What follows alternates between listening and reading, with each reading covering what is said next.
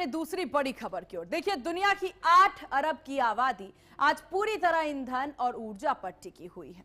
रोजाना करीब 26 अरब पाउंड तेल और गैस जमीन से निकाला जाता है ताकि दुनिया की रफ्तार थमे नहीं। भारत जैसे विशाल देश के लिए यह ऊर्जा सुरक्षा पूरी तरह से स्ट्रेट ऑफ हार्मोज पर निर्भर है। यह एकमात्र समुद्री रास्ता नहीं है, बल्कि भारत की रगों में दौड़ने वाले खून की तरह है। भारत अपनी जरूरत का लगभग 85% कच्चा तेल आयात करता है और इसमें से 40 से 60% अगर बता दें तो इसका हिस्सा जो है वो स्ट्रेट ऑफ हार्मोज के रास्ते से ही भारत पहुंचता है। इराक, सऊदी अरब, कुवैत और यूएई जैसे बड़े तेल उत्पादक देश इसी मार्ग का उपयोग करते हैं। यदि इस मार्ग पर तनाव बढ़ता है, जहाजों की आवाजाही रुकती है, तो भारत के रणनीतिक भंडार कुछ हफ्तों तक ही काम आएंगे। इसके बाद देश में परिवहन पूरी तरह से व्यवस्थाओं की बात कर ली जाए तो पूरी तरह से चरमरा सकती है और माल ढुलाई महंगाई होने से और भी ज्यादा महंगाई जो है वो आसमान छू सकती है। अब इन स्थितियों को जरा समझना महत्वपूर्ण हो जाता है।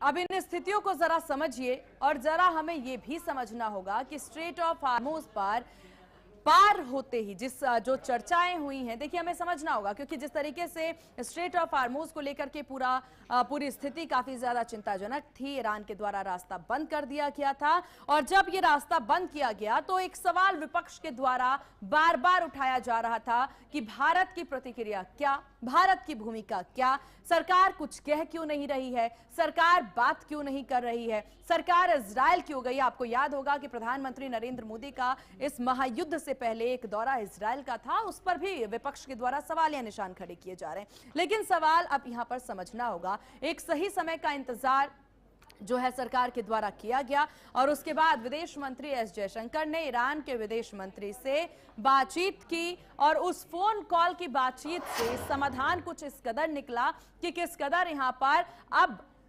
स्टेट ऑफ हार्मोज का जो रास्ता है वो रणनीतिक तौर पर भारत के लिए खोला गया। अब जरा कुछ मैप हम आपको दिखाएंगे और उस मैप के जरिए आपको समझाएंगे कि आखिरकार क्या हो रहा है इस वक्त देश में, कैसे हो रहा है इस देश में। लेकिन उससे पहले हमारे लिए यह समझना जरूरी है, सबसे ज्यादा महत्वपूर्ण, कि आखिरकार ये कच्चा तेल क्या है, कैसे ये पूरा जो है हमारे रोजमर्रा की जिंदगी में उपयोगी होता है, जरा इसे समझिए। देखिए, इस तरह कच्चे माल से रोजमर्रा की जरूरतें में तब्दील होता है जिसे कि हम पेट्रोकेमिकल कहते हैं। पेट्रोकेमिकल एक चेन होता है और वो चेन कैसे काम करता है वो हम आपको बताते हैं।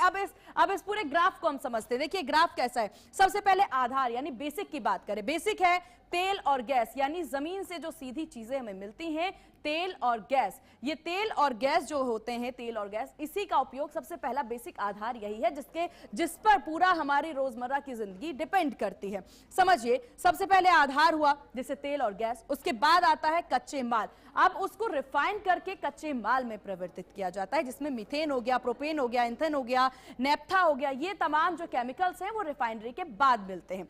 अब उसके बाद बड़े बदलाव होते हैं। जरा एक बार और अगर हम मैप को लगाएं और उस मैप को समझाएं हम जरा कि आखिरकार किस प्रकार से पूरे बदलाव होते हैं, उसे हम समझ रहे हैं जरा। उसके बाद आगे भी किस प्रकार से पूरा नक्शा है, किस प्रकार से तेल जो है पहुंचता है, वो भी हम आपको समझाएंगे। इसे समझते हैं पहले। अब कच्चे माल को हमने समझा कि क्या होता है यहाँ पर, कच्चे माल के यहाँ पर जो पूरा स्टॉक है, फीड स्टॉक, वो कैसे काम करता है, तेल से कच्चा माल। और कच्चे माल के बाद आता है, आप तीसरे नंबर पर देख रहे हैं, जिसे कहते हैं बुनियादी रसायन, यानी बेसिक चीजें जो हैं वो क्या है। अब माल के बाद आ जाते हैं बेसिक पर, उसमें कुछ इंपॉर्टेंट केमिकल्स होते हैं जैसे अमोनिया होता है, एथिलीन होता है और मिथनॉल होता है। ये तमाम केमिकल्स इसके बाद प्रोड्यूस होते हैं, रिफाइनरी के बाद पोस्ट रिफाइनरी होता है। और ये सारे प्रोसेस हैं। अभी सबसे पहले आधार, कच्चे माल, फिर बुनियादी रसायन और उसके बाद यहाँ पर जो होता है जिस प्रकार से किया जाए उसमें अब आ जाता है। और ये चौथा स्टेज और महत्वपूर्ण स्टेज, इसे भी समझिए। उस स्टेज में क्या होता है, उस स्टेज में भी एक तरह से ग्लिसरीन और तमाम केमिकल्स जो हैं तैयार होते हैं। रिफाइनरी का ये फोर्थ स्टेज है। सीधा कच्चा तेल या गैस जो है वो हम तक नहीं पहुंचता है, एक प्रोसेस के तहत ये पहुंचता है।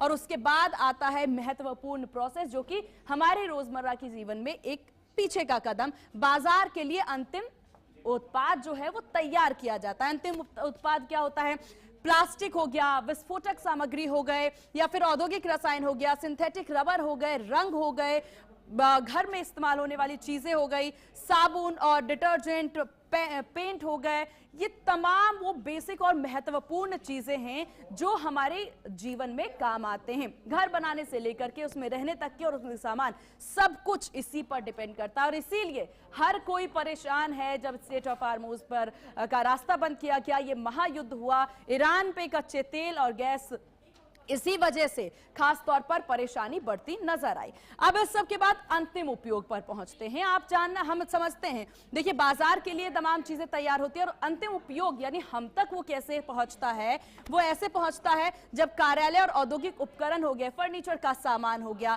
पैकेजिंग में इस्तेमाल किया जाता है इन चीजों को, उपकरण बनाने, कैमरा, मोबाइल फोन, माइक्रोफोन, जो भी चीजें हम तक पहुंचती है, यानी आप समझिए सुबह उठने से लेकर के रात्रि में सोने तक का हर एक चीज, हर एक बेसिक से लेकर के इंपॉर्टेंट चीज, हर कोई चीज इसी पर डिपेंड करता है। और यहां से शुरू होता है, जिसके बाद व्हीकल और मशीनरी, उपभोक्ता उत्पाद हो गया, निर्माण सामग्री हो गया, इलेक्ट्रॉनिक्स आइटम हो गए, वायु, अंतरिक्ष तक की चीजें जो हैं वो सारी ही चीजें इसी पर डिपेंड करता है। और इसी को कहते हैं हम यहां पर पेट्रोकेमिकल चेन।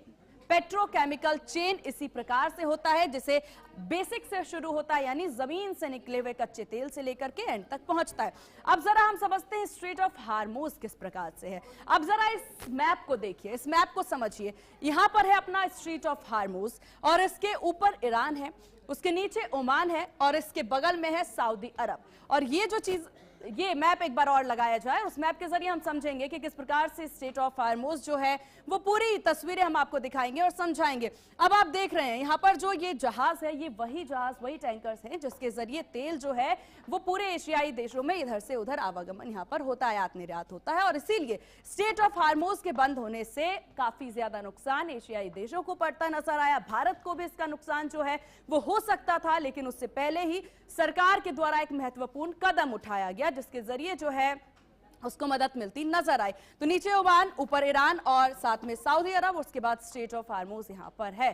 तो ये तमाम तस्वीरें आप देख सकते हैं। इसके बाद हम समझते हैं कहां से सप्लाई होता है कच्चा तेल, वो भी आपको बता देते हैं। इसके जरिए हम समझते हैं, देखिए ना केवल स्ट्रेट ऑफ हार्मोज बल्कि कच्चा तेल जो होता है वो डेनिस स्ट्रेट पे 6.1% यहां से हमें मिलता है। उसके बाद पनामा नहर से हमें 2% मिलता है। उसके बाद हमें ये देखिए बाब अल मंडीव स्ट्रेट से हमें जो है 5.3% मिलता है। केप ऑफ गुड होप से हमें 11.4% और स्वेज नहर अमीद से हमें 6.1%। हमें मतलब सिर्फ भारत को नहीं बल्कि पूरी दुनिया में कितना प्रतिशत जो है इस्तेमाल इन जगहों को किया जा रहा है, इन स्ट्रेट्स को किया जा रहा है, वो हम आपको बता रहे हैं। उसके बाद सबसे ज्यादा हम यहां पर देख रहे हैं 26.2% स्ट्रेट ऑफ हार्मोज। और इसका जिक्र इसलिए बार बार हो रहा है क्योंकि अगर इस पर जिस तरीके से इसे बंद किया गया, उसके बाद खासतौर पर चीन को, जापान को, भारत को काफी ज्यादा नुकसान इससे पहुंचता नजर आया है।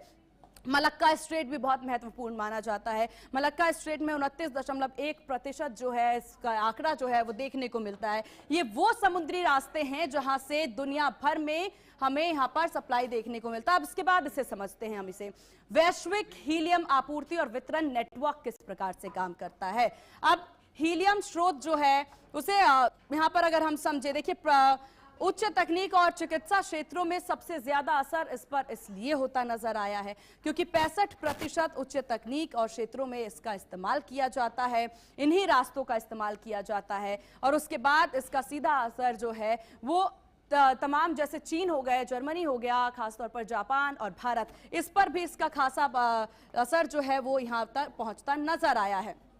तो ये पूरे रास्ते, कुछ वैकल्पिक रास्ते भी हमारे पास जरूर हैं, लेकिन उस वैकल्पिक रास्तों का इस्तेमाल जितना स्ट्रेट ऑफ हार्मोज का किया जाता है उतना ज्यादा नहीं किया जाता है। और इन्हीं सब कारणों की वजह से सबसे ज्यादा असर इस पर पड़ता नजर आया। ईरान काफी ज्यादा करीब है इसके और ईरान के द्वारा वो रास्ता जो है वो बंद किया गया, जिसका सीधा असर जो है पड़ता नजर आया। और इसी को लेकर के एक दिन पहले ही डोनाल्ड ट्रंप कहते नजर आ रहे थे कि आप इसका इस्तेमाल कर सकते हैं, किसी भी प्रकार से इसे बंद नहीं किया जाएगा।